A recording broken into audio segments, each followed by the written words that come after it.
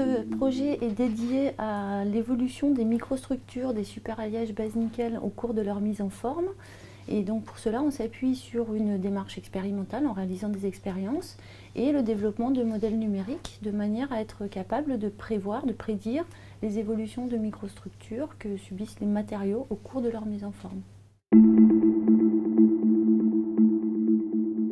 On sait que la plupart des matériaux métalliques, quand on les soumet à une température élevée, ont plutôt tendance à se ramollir.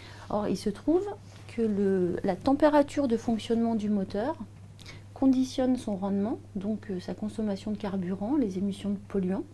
Et en fait, on pourrait élever la température de fonctionnement des moteurs si on arrive à améliorer la tenue mécanique de ces matériaux-là aux hautes températures. Donc là, il y a un gain potentiel d'économie de carburant et puis en termes de rejet de polluants.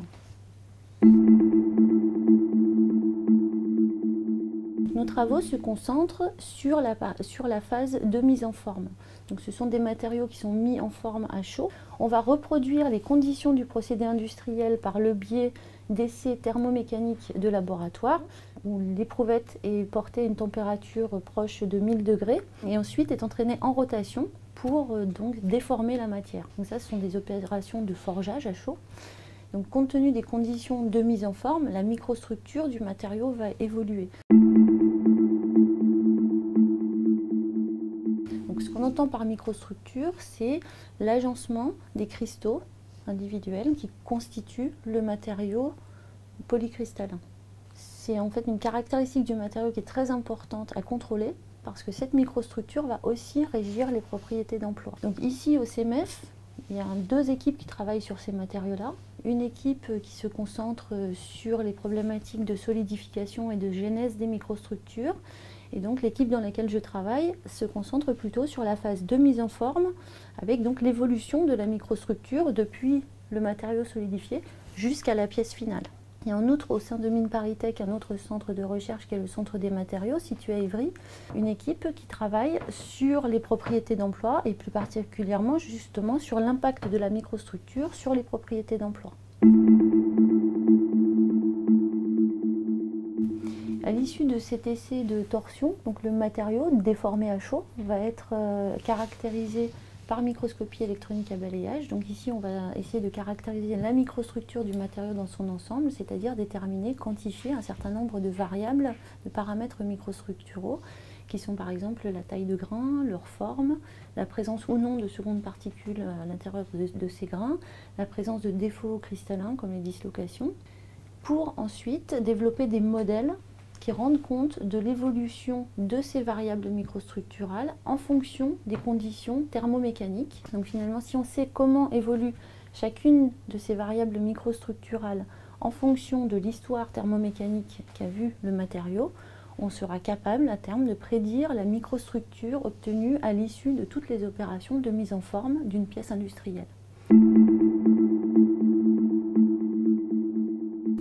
On a les outils de modélisation macroscopique, on est en train de développer, mais on a déjà bien avancé sur le développement des modèles microstructuraux, enfin donc des modèles d'évolution de la microstructure.